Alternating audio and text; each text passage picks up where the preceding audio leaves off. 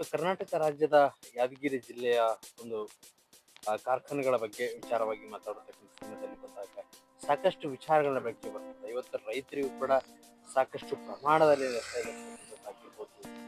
ಈ ಒಂದು ಕಡೆಚೂರ್ ಅಂತಕ್ಕಂಥ ಒಂದು ಇಂಡಸ್ಟ್ರಿಯಲ್ ಏರಿಯಾ ಸಂಬಂಧಪಟ್ಟಂತ ಕೆಲವೊಂದಿಷ್ಟು ಹಳ್ಳಿಗಳಿಗೆ ಏನಂದ್ರೆ ಇವತ್ತು ಆರೋಗ್ಯದ ಸಮಸ್ಯೆ ಕಾಡ್ತಕ್ಕಂಥ ಒಂದು ಸಮಸ್ಯೆಗಳು ಕೂಡ ಇಲ್ಲಿ ಕಾಣಬಹುದು. ಈ ಒಂದು ವಿಚಾರವಾಗಿ ಬಂದ್ರೆ ಸಂಘಟನೆಗಳು ಕೂಡ ಬಹಳ ವಿಪರೀತವಾಗಿ ಹೋರಾಟಗಳನ್ನ ಮಾಡ್ತಾ ಇದೆ. ಅದೇ ರೀತಿ ಈ ಒಂದು ಕರ್ನಾಟಕ ರಕ್ಷಣಾ ವೇದಿಕೆಯ ಒಂದು ಸಂಘಟನೆಯ ಒಂದು ಅಧ್ಯಕ್ಷ ನಮ್ಮ ಜೊತೆಗಿದ್ದಾರೆ. ಬನ್ನಿ ಮಾತಾಡ್ಸೋಣ ಈ ಒಂದು ಭಾಗದಲ್ಲಿ ಇರತಕ್ಕಂಥ ಸಮಸ್ಯೆ ಕಡೆಚೂರ್ ಬಗ್ಗೆ ಹೇಳ್ತಕ್ಕಂಥ ಒಂದು ನಿಟ್ಟಿನಲ್ಲಿ ಬಂದ್ರೆ ಯಾವ ರೀತಿ ಎಲ್ಲ ತಮ್ಮ ಹೋರಾಟಗಳನ್ನ ತಾವು ಮಾಡಿದ್ರಿ, ಇವತ್ತಿಗೆ ಸಿಕ್ಕಂತ ಪ್ರತಿಫಲ ಏನು ಅದಕ್ಕೆ? ಸರ್, ಇದು ಪ್ರತಿಫಲ ಅನ್ನೋದಕ್ಕಿಂತ ಈ ಕಲ್ಯಾಣ ಕರ್ನಾಟಕ ವಿಶೇಷವಾಗಿ ನಮ್ಮ ಯಾದಗಿರಿ ಜಿಲ್ಲೆ ಹಿಂದುಳಿತಕ್ಕಂಥದ್ದನ್ನ ಇದು ನಾವೇನಪ್ಪ ಅಂದ್ರೆ ದುರ್ದೈವ ಅಂತಕ್ಕಂಥ ಮೊದಲ ನಾನು ಈ ಮಾತನ್ನು ಹೇಳ್ತೇನೆ. ಈ ಕಲ್ಯಾಣ ಕರ್ನಾಟಕ ಭಾಗದಲ್ಲಿ ವಿಶೇಷವಾಗಿ ಹಿಂದುಳಿದ ಜಿಲ್ಲೆಗೆ ಉದ್ಯೋಗ ಸೃಷ್ಟಿ ಆಗ್ಬೇಕು.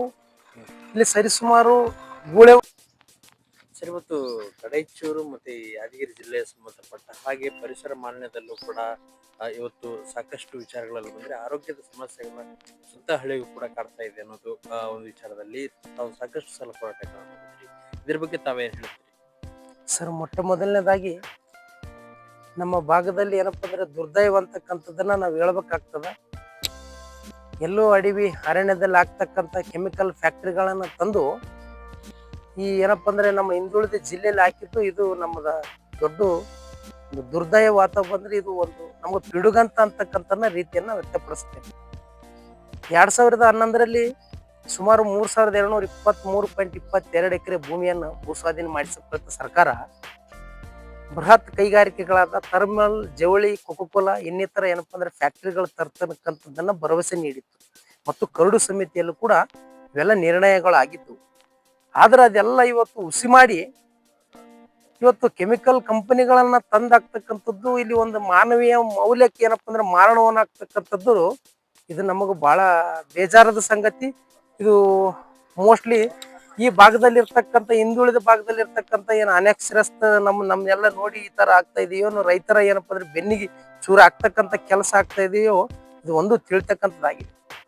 ಅದಾಗಿಯೂ 2015-16ರಲ್ಲಿ ಕೂಡ ಸುಮಾರು ಇದನ್ನು ರಿಯಲ್ ಎಸ್ಟೇಟ್ ಆಗಿ ಮಾರ್ಪಡಿಸಿದಂಥ ಸರ್ಕಾರಗಳು 1-2 ಎಕರೆಯನ್ನ ಈ ಕೆಮಿಕಲ್ ಫ್ಯಾಕ್ಟ್ರಿಗೆ ಆಸ್ಪದ ನೀಡಿದ್ದು ಕಂಡುದಾದರೆ ಇದು ರೆಡ್ ಝೋನ್ ಆಗಿ ಪರಿವರ್ತನೆ ಮಾಡಿದ್ದು ಕೂಡ ಸುತ್ತಮುತ್ತಲಿನ ಸರಿಸುಮಾರು ಒಂದು 20 ಹಳ್ಳಿಗೆ ಇದು ಒಂದು ಮಾರಣವೋಮ ಆಗ್ತಕ್ಕಂಥ ಕಂಟಕವಾಗಿದೆ.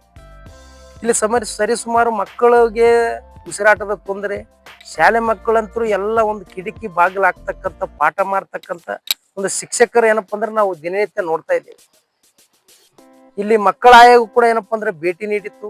ಆ ಸಂದರ್ಭದಲ್ಲಿ ಆಯೋಗ ಕೂಡ ಏನಪ್ಪಾ ಅಂದ್ರೆ ಆಯೋಗಗಳು ಬಂದು ಎಲ್ಲ ಇಲ್ಲಿ ಇರ್ತಕ್ಕಂಥ ಸಮಸ್ಯೆಗಳನ್ನು ತೆಗೆದುಕೊಂಡೋಗಿ ಸರ್ಕಾರಕ್ಕೆ ಸಹ ಪತ್ರ ಬರೆದಿದ್ದಾರೆ. ಮತ್ತು ಎಲ್ಲ ಸುತ್ತಮುತ್ತಲು ಬರ್ತಕ್ಕಂಥ ಸುಮಾರು ಒಂದು 4-5 ಪಂಚಾಯಿತಿಗಳಲ್ಲಿ ಅಧ್ಯಕ್ಷರು ಮತ್ತು ಎಲ್ಲ ಪಂಚಾಯತಿ ಅಭಿವೃದ್ಧಿ ಅಧಿಕಾರಿಗಳು ಎಲ್ಲ ಸದಸ್ಯರು ಕೂಡಿ ಠರಾವು ಕೂಡ ಪಾಸ್ ಮಾಡಿ ಕಳಿಸಿದ್ದಾರೆ. ಸುತ್ತಮುತ್ತಲು ಪರಿಸರ ಏನಪ್ಪಾ ಅಂದ್ರೆ ಹದಗೆಟ್ಟಿದೆ. ದಯಮಾಡಿ ಏನಪ್ಪಾ ಅಂದ್ರೆ ಸರ್ಕಾರಗಳು ಈ ಕಡೆ ಗಮನ ಹರಿಸಿ ನಮಗೆ ಸೂಕ್ತ ಪರಿಹಾರ ನೀಡಬೇಕು. ಪರಿಸರ ಏನಪ್ಪಾ ಅಂದ್ರೆ ಮಾಲಿನ್ಯವಾಗದ ರೀತಿಯಲ್ಲಿ ಎಲ್ಲ ನಮ್ಮ ಜೀವನಗಳನ್ನು ಉಳಿಸಬೇಕು. ನಮ್ಗೆ ದಯಮಾಡಿ ಅಂತ ಕಳಕಳಿಯಿಂದ ಎಲ್ಲರೂ ಏನಪ್ಪಾ ಅಂದ್ರೆ ಜನರು ಸಹ 2021ರಲ್ಲಿ ಒಂದು ದೊಡ್ಡ ಬೃಹತ್ ಪ್ರತಿಭಟನೆ ಕೂಡ ಆಗಿದೆ. ಸರಿ, ಈ ಒಂದು ವಿಚಾರದಲ್ಲಿ ಬಂದ್ರೆ 2011ರಿಂದ ಈ ಸಮಸ್ಯೆ ಕಾಡ್ತಾ ಇದೆ. 2011ರಿಂದನೂ ಕೂಡ ಇವತ್ತು ಸಾಕಷ್ಟು ಸರ್ಕಾರ, ಕಾಂಗ್ರೆಸ್ ಸರ್ಕಾರನೂ ಕೂಡ ಬದಲಾವಣೆ ಆಯಿತು, ಬಿಜೆಪಿ ಸರ್ಕಾರನೂ ಕೂಡ ಬದಲಾವಣೆ ಆಯಿತು, ಮತ್ತೆ ಅದೇ ಕಾಂಗ್ರೆಸ್ ಸರ್ಕಾರ ಕೂಡ ಬಂತು. ಆದ್ರೂ ಕೂಡ ಇದಕ್ಕೆ ಏನಂದ್ರೆ ಯಾವುದೇ ರೀತಿಯ ನ್ಯಾಯ ಸಿಕ್ಕಿಲ್ಲ ಅಂತಕ್ಕಂಥ ತಾವು ಹೇಳ್ತಾ ಇದ್ರಿ. ಆದ್ರೆ ಇಲ್ಲಿನ ಸಂಬಂಧಪಟ್ಟಂತ ಶಾಸಕರು, ಸಚಿವರು ಕೂಡ ಇದ್ರ ಬಗ್ಗೆ ಮುತುವರ್ಜಿ ಕಾಳಜಿ ವಹಿಸ್ಲಿಲ್ವಾ ಅಥವಾ ಹೇಗೆ? ಇದರಲ್ಲಿ ಇನ್ವಾಲ್ವ್ ಆಗಿರ್ತಕ್ಕಂಥದ್ದು ಕೂಡ ಕೆಲವೊಂದಿಷ್ಟು ಆರೋಪಗಳು ಕೂಡ ಇದೆಯಲ್ಲ ಸರಿ. 2011ರಲ್ಲಿ ಕಾಂಗ್ರೆಸ್ ಸರ್ಕಾರ ಏನಪ್ಪಾ ಅಂದ್ರೆ ಆ ಇಸ್ವಿಯಲ್ಲಿ ಇತ್ತು ಸರ್ 2011ರಲ್ಲಿ. ಅದಾದ್ಮೇಲೆ 2013 ನಂತರ ಬಿಜೆಪಿ ಸರ್ಕಾರ ಅಸ್ತಿತ್ವಕ್ಕೆ ಬಂತು. ಇದು ಏನಾಗ್ತಕ್ಕಂತಂದ್ರೆ ಅವು ಗಂಡ ಹೆಂಡತಿ ನಡುವ ಕೂಸು ಬಡವಾಗ್ದಂಗಂತ ನಮ್ಮ ಈ ಒಂದು ಹಿಂದುಳಿದ ಭಾಗದಲ್ಲಿ ನಮ್ಮ ಕಡೆಚೂರು ಬಾಡಿಯಲ್ಲಿ ತಂದು ಏನಪ್ಪಾ ನಮ್ಮನ್ನ ಈ ರೀತಿ ಒಂದು ಕೃತ್ಯ ಎಸಗ್ತಿದ್ದಾರೆ ಅಂದ್ರೆ ಇದು ಒಂದು ಏನಪ್ಪಾ ಅಂದ್ರೆ ನಮಗ ಬಹಳ ಒಂದು ಏನು ಅಸಹ್ಯ ಅನಿಸ್ತಾ ಇದೆ. ಇದು ಹೇಳ್ಕೊಳ್ಳಕ್ಕೆ ಅಲ್ಲ ಮಾತು.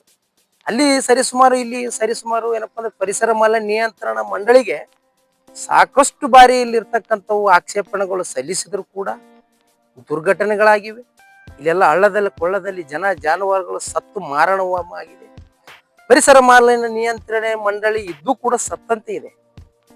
ಇದು ಇದು ಟೋಟಲ್ ಆಗಿ ಹೇಳ್ಬೇಕಂತಂದ್ರೆ ನಮ್ಮ ಕರ್ನಾಟಕದಲ್ಲಿ ಇರ್ತಕ್ಕಂಥ ಪರಿಸರ ಮಾಲಿನ್ಯ ನಿಯಂತ್ರಣ ಮಂಡಳಿ ಟೋಟಲ್ ವಿಫಲವಾಗಿದೆ.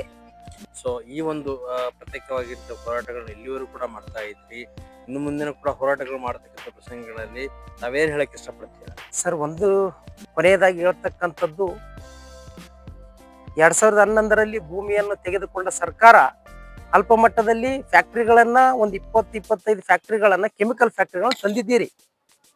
ಅದು ಇಲ್ಲಿಗೆ ಸ್ಟಾಪ್ ಮಾಡಬೇಕು. ಮುಂದೆ ಇನ್ನು ಸರಿಸುಮಾರಲ್ಲಿ 1,000 ಎಕರೆ ಭೂಮಿ ಉಳಿದಿದೆ.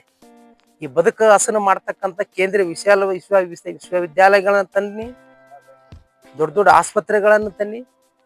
ಇಲ್ಲಿರ್ತಕ್ಕಂಥ ರೈತರು ಕೂಡ ಅದೇ ಆಶಾದಾಯಕವಾಗಿದೆ. ಮತ್ತು ದೊಡ್ಡ ದೊಡ್ಡ ಕೈಗಾರಿಕೆ ಕಂಪನಿಗಳಾದ ಥರ್ಮಲ್, ಜವಳಿ ಈ ಭಾಗದಿಂದ ಗೂಳೆ ಹೋಗ್ತಕ್ಕಂಥ ತಪ್ಪಿಸಿ ಈ ಭಾಗದವನ್ನ ಏನಪ್ಪಾ ಅಂದ್ರೆ ಮೈಸೂರು ಭಾಗ, ಬೆಂಗಳೂರು ಭಾಗವನ್ನಾಗಿ ಮಾಡಿಸ್ತದ್ರೆ ತಮಗೇನಪ್ಪ ಅಂತಂದ್ರೆ ನಮ್ಮ ಭಾಗದ ವತಿಯಿಂದ ಕೂಡ ತಮಗೆ ಧನ್ಯವಾದ ಸಲ್ಲಿಸುತ್ತೇವೆ. ಆದಾಗ್ಯೂ 2021ರಲ್ಲಿ ಮತ್ತೆ ಸರ್ಕಾರ ಏನಪ್ಪಾ ಅಂತಂದ್ರೆ ಭೂ ಸ್ವಾಧೀನಕ್ಕೆ ಮುಂದಾಗಿದೆ. ಭೂ ಸ್ವಾಧೀನಕ್ಕೆ ಮುಂದಾದ್ರೂ ಕೂಡ ಸುಮಾರು 2-3 ವರ್ಷಗಳು ಏನಪ್ಪಾ ಅಂದ್ರೆ ಭೂಮಿಗೆ ತೆಗೆದುಕೊಂಡು ಇಲ್ಲಿ ಮತ್ತೆ ಏನಪ್ಪಾ ಅಂದ್ರೆ ಯಾವುದೇ ರೀತಿಯ ರೈತರಿಗೆ ಬೆನ್ನಿ ಚೂರಿ ಆಗ್ಬೇಕಂತದ್ದನ್ನ ಇದು ಮೇಲ್ನೋಟಕ್ಕೆ ಕಂಡು ಬರ್ತಾ ಇದೆ. ಅದಾಗಿಯೂ ಪ್ರಸ್ತಾವನೆ ಸಲ್ಲಿಸಿದಾಗಿದೆ. ಆಕ್ಷೇಪಣೆಗಳು ಸಲ್ಲಿಸಿದ ಪರಿಣಾಮವಾಗಿ ಅದನ್ನು ಕೈಬಿಟ್ಟಿದ್ದಾರೆ. ಆದರೆ ರೈತರಿಗೆ ಮಾತ್ರ ಯಾವ ರೀತಿ ಅನುಕೂಲವಾಗದ ರೀತಿಯಲ್ಲಿ ಭೂಮಿಯನ್ನು ತಟಸ್ಥ ನೀತಿಯಲ್ಲಿ ಇಟ್ಟಿದ್ದಾರೆ. ಇದು ಏನಪ್ಪಾ ಅಂದ್ರೆ ದಯಮಾಡಿ ಏನ್ ಹೇಳ್ತೀವಿ ಅಂತಂದ್ರೆ 2021ಕ್ಕೆ ಮತ್ತೆ ಭೂ ಸ್ವಾಧೀನ ಮಾಡಿಕೊಂಡಿದ್ದೀರಿ. ರೈತರಿಗೆ ಅನುಕೂಲವಾದ ರೀತಿಯಲ್ಲಿ, ಅವರಿಗೆ ಭಾಗಸ್ಥವಾದ ರೀತಿಯಲ್ಲಿ ಯೋಜನೆಗಳನ್ನು ಪಡೆಯುವುದಕ್ಕಾಗಿ ಸಾಲ ಸೂಲ ಬ್ಯಾಂಕ್ಗಳಲ್ಲಿ ತೆಗೆದುಕೊಳ್ಳೋದಕ್ಕಾಗಿ ತಾವು ದಯಮಾಡಿ ಅನುಕೂಲ ಮಾಡಿಕೊಡ್ಬೇಕು. ಇಲ್ಲವಾದಲ್ಲಿ ನಮ್ಮ ರೈತರು ಎಲ್ಲರಪ್ಪ ಅಂತಂದ್ರೆ ವಿಷ ತಗೊಂಡು ಸಾಯ್ಬೇಕಾಗ್ತಕ್ಕಂಥದ್ದನ್ನ ಈ ಮೂಲಕ ನಾವು ಮಾಧ್ಯಮದ ಮೂಲಕ ತಿಳಿಸುತ್ತೇವೆ. ನಾನು ವೀರೇಶ್ ಸಜ್ಜನ್ ಅಂತ, ಜಯ ಕರ್ನಾಟಕ ರಕ್ಷಣಾ ಸೇನೆ ವಲಯಾಧ್ಯಕ್ಷರು, ಸೈದಾಪುರ.